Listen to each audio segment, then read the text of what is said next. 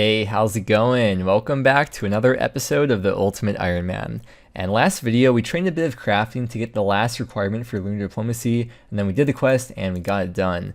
I showed a very niche herblore training method, so if you missed it and you're curious, then make sure you check out the last video. But the goal for today is to finish off the last requirement that we need for Monkey Madness 2, which is 70 crafting, and that's the reason why we did lunar diplomacy, because with this quest, we unlock the Super Glass Make spell, which is going to be extremely useful for training crafting anything post level 61 for any type of Ironman account. First things first though, we're going to switch back to the regular spellbook so we can teleport around for a bit until we get everything all cleared up and sorted out, because right now the inventory is a mess. So we're going to teleport home and we can store the lunar outfit in the magic wardrobe right over here. This is a pretty cool set. It has some decent bonuses. I'm sure it has some use, or maybe we'll find some use for it one day. And this is also the largest armor set in the game, consisting of 9 pieces. Although we can't store the lunar staff, so we're going to be storing 8 pieces in the magic wardrobe. So all these pieces we can just store right in here. If we ever did lose it, we can buy each piece back individually from the Ownermancer, but it's kind of expensive.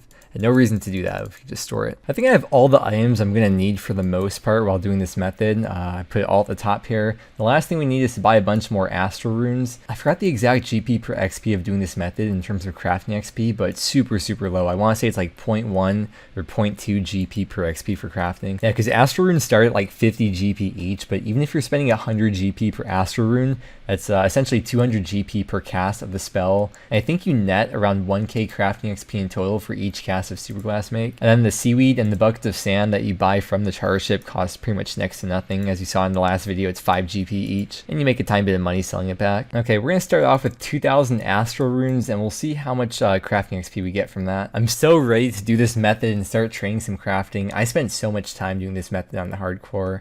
I'm not going to try and rush right now though. I'm going to like double check and make sure that we're all set here and the inventory is not messed up. I'm not going to have to redo this like 3 times just to get it right, but I think we're looking good. Okay, I've been standing here for like at least 20 minutes now like an idiot just figuring out what to do. And I realized that we'll be on the lunar spellbook, so we won't be able to home teleport, so I'm going to drop the earth runes because that's why I had them. And I guess we won't be alching either, so we won't need the nature runes. You know, they kind of ruined the whole thing I had planned. I did all this extra stuff to like make sure I'd be able to do Birdhouse runs in between, but maybe we'll just go like a week without Birdhouse runs. I mentioned in the last video, but the lunar staff is always lost on death. And last video we turned our Draymond staff into a lunar staff, so we're gonna have to get our Draymond staff back because I want it to produce 60k every single time I want to have to use fairy rings after every time we suicide or die or whatever. So we're gonna head over to Intrana and get that. Well, we don't come to Intrana very often, so now is the perfect opportunity to get our bomber outfit back so we can store that back in the armor case. I had to destroy it earlier because we didn't have space before we had the highest tier armor case, which we have now. I look like a guy from an 80s movie. There we go. Okay, we got our Draymond staff, and then we can open up the armor case, and the bomber jacket is in there forever. Okay, let's drop a few items here, and I think we should get everything back that we need. Yeah, it looks right to me. We can pick up the rest of these. We're going to teleport home, grab our Graceful, and luckily our house is still in Relica, so we can run straight to Lunar Isle and switch spellbooks from there. This is probably the first time that I haven't forgotten to get the seal passage before going to Lunar Isle. Well, here we are. I think we'll be on this spellbook for a very long time because I don't plan doing Birdhouse runs, as I said, so let's head over to the port and start training some crafting. Okay, just bought some water runes because I just figured out a very fast way to get right to charter ships on the lunar spellbook. We can teleport straight to Port Khazard. And this, yeah, obviously it's one of the ports, and the charter ship is right over here. And here's how this method works. So first thing that we need is a glass blowing pipe. And what we're going to do is buy 10 buckets of sand and 10 seaweed. Now you could also buy the soda ash, but low level Ironmen buy soda ash so they can bank it because it's easier than giant seaweed. Plus there's a higher stock of giant seaweed, so you may as well just use the giant seaweed anyways and leave the soda ash for the lower level Ironmen.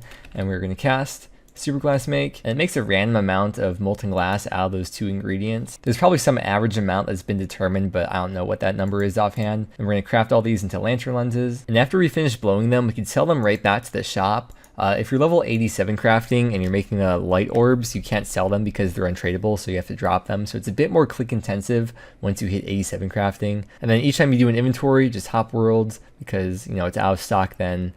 And we're going to repeat this process over and over, buying 10 and 10. And right now we are just at the start of 61 crafting.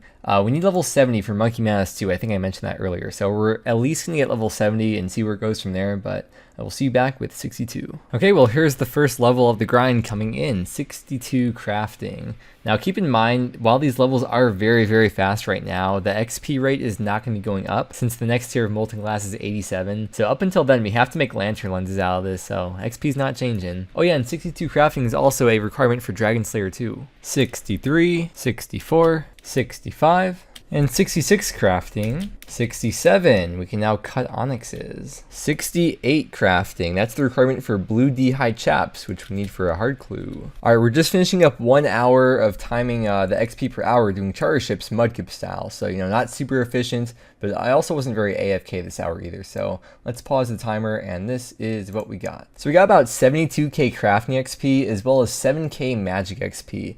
And according to this, that means we did 89 casts of Super Glass Make in this hour, which also means we used up 178 Astral Runes in this hour. If I had 82 magic and I want to spend the money on more Astral Runes, I could also cast Magic Imbue at the same time. Let me disable the spell filter here. And for Magic Imbue, you also need Water Runes. If I had a Mist Staff with the Tome of Fire, I would have unlimited of all the Elemental Runes that I need. The only thing we need is the Astral Runes, because in case you didn't know, the Tome of Fire acts as unlimited runes for non-combat spells as long as you have at least one page in there. And the Mist Staff would give us the air runes that we need for Super Glass Make, as well as the water runes for Magic Imbue. But we don't have the level for that anyways. And one more little fun statistic for this hour is that for each cast of Super Glass Make that we did, we got about 808 crafting XP. I want to say that the max possible crafting XP per hour you can get is like 85k or 87k or something if you're tick perfect and no worlds are sold out and everything goes properly. I think that's what it is. 69. Well, 70 crafting happened way faster than I thought it would. That's actually really fast. But yeah, that's the last requirement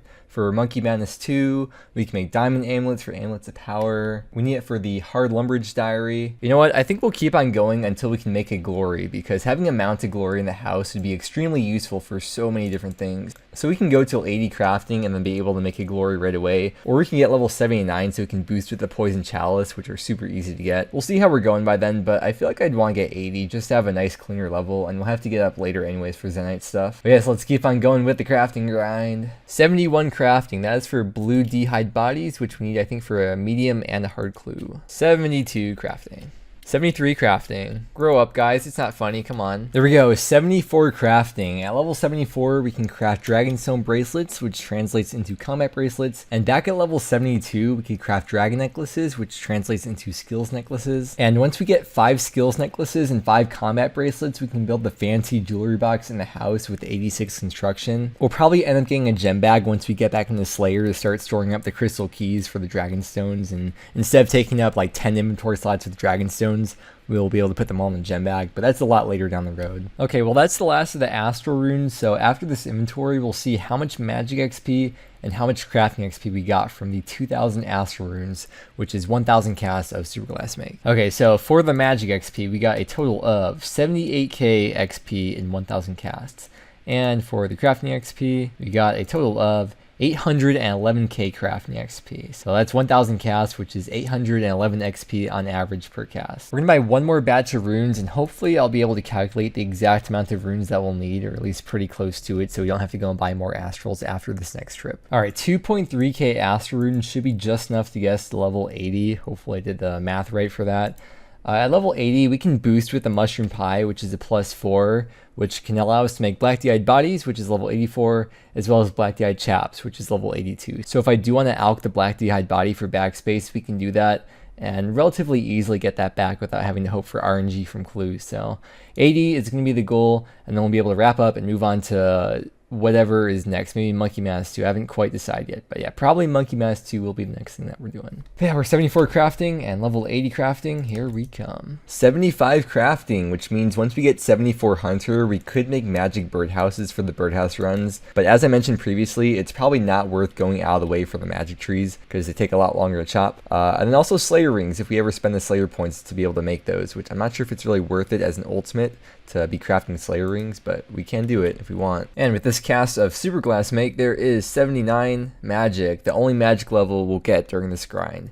But it's cool to see a passive level come in. As we kind of start nearing the end of our 80 crafting goal, I want to say a few things about this method. So when giant seaweed first came into the game, a lot of Ironmen started growing that giant seaweed and then collecting their own sand instead of doing charter shifts because that method was more AFK. And that ended up increasing the XP per hour doing charters, making this method even more XP per hour since now there's pretty much no competition for worlds. However, since the sandstorm machine was added, which gives noted buckets of sand, it's a lot more reasonable for ultimates to get noted giant seaweed and then noted buckets of sand and then train crafting that way. I'm not sure which is overall more macro efficient for mining and crafting, between mining sandstone and growing giant seaweed, or doing charters for crafting and then 3-tick 4G granite for mining. It's always nice to have alternative methods though, and of course there's no right or wrong way to play the game, you just gotta do the methods you enjoy the most. But if we're speaking efficiency, it is technically more efficient to start off an ultimate by doing 99 rune crafting at Zaya, and you'll get like 75 crafting or something out of that, and you'll have essentially unlimited money right from the start of the account. But the goal of the account isn't to max, so that's not something you have to worry about. 76, 77,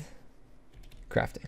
78, 79, 80, crafting. We could finally make glories now. We have 2 dragon stones. We got one from the crystal key a while ago from the chest, and then we got one from the rare drop table. So we have 1 dragon stone to make for the glory to wear, and 1 other glory we'll use for the mounted glory in the house. Let's take a look at the XP we got in total here. Okay, for the magic XP, we got 161k magic, and for crafting, we got 1.7 mil crafting XP. I guess it's probably more like 1.8 mil if we include the XP that we got in order to even get to 61 to even be able to do this method, but we'll say we got 1.7 mil XP. That's freaking a lot of XP, dude, for crafting. I'm so happy we could finally make glories though. So let's finish up this inventory, grab our stuff back from Zora, and I'll see you back when we're making the glories. I know we have a lot of hop seeds here, and it did take a little bit of time to get, but we are going to be dropping them because after we're done doing what we're about to do, we will not have to carry hop seeds on us anymore. So we're going to be doing one of the Fremnik elite tasks, which is to create a dragonstone amulet in the Nate Is Not furnace. And I swear on my last 2 accounts, I accidentally made it in the furnace over here at first, but I'm not going to make the same mistake this time. I'm learning from the past. All right, here we are at the spot now. I think we have everything. I don't know why I brought 3 gold bars and 3 balls of wool, but here we go. Dragonstone amulet 1. There's the task done, and oh wait, I gotta cut that. Okay, and now here is number 2, and we can string them, make all of them, and then enchant that one and enchant that one, and there we go, 2 amulets of glory. Like I said, one of these is going in the house, so that is 1 spot freed up in the bag, and then the other one, I guess we could pretty much always wear it, so in a way it's kind of like a second spot free now. But yeah, we essentially have at least like 1 or 2 spots freed up, so that's awesome. Look at that. And then to mount the glory, we have to build the quest hall, which apparently is 25k. And over here in the guild trophy space, we can build the mounted amulet of glory. So now we can use the amulet of glory unlimited times whenever we want, as long as we come here to the house. We can teleport to any of these places. And this is also the reason why I dropped all the hop seeds. So now instead of carrying them on us, all you have to do is teleport to Drainer Village with the mounted amulet of glory. And we can buy the 40 hop seeds at the start of each run from right over here. But just being able to teleport to Edgeville anytime we want is very, very convenient, because we have to go there to put stuff in the looting bag, or if you have a death pile at the Nettles in Edgeville, we can get there faster now. I think before what I was doing is I either use the fairy ring to get to the Edgeville fairy ring, or I would teleport to the Grand Exchange with the Varrock Medium Diary done. But yeah, this is a lot faster to get there now. And it's all unlimited. Also, having a glory makes gem mining actually viable, because without it, it's like slower or something. And then if we ever want to get gems, we could also just mine at Motherlode and get more gems that way, because it increases the amount of gems you get when mining any rock. And besides all that, it just has good stats in itself. Definitely an improvement over the Amulet of Strength and over the Amulet of Power, which I don't think we ever made an Amulet of Power. No. But yeah, there we go. I've been getting withdrawals from Birdhouse runs though, because we haven't done a Birdhouse run for like 3 days now. So I'm very excited to get back to them, because the hunter level really should be higher by now. But I think it was worth it not going out of the way, because the time it would take to have gone out of the way every single time, I don't think it would have been worth it. With the glory, I think we look even more ready now to do some hybrid PKing. The plan for now though is to finally get ready and do Monkey Madness 2, because we now have all the requirements. The boss fights in the quest are instanced, so if we die during any of them, we'll lose everything on us. So I'm a bit nervous about that, especially considering how low our combat level is. But you know, I feel like we're doing this pretty early on. on, because as of right now, the account still isn't even 3 months old yet. But I'm really, really excited and looking forward to doing that. It's going to be quite the adventure. But I'm going to do this Birdhouse run. Thank you for watching the video. I really hope you enjoyed. I hope you have a wonderful day, and I'll see you again next time.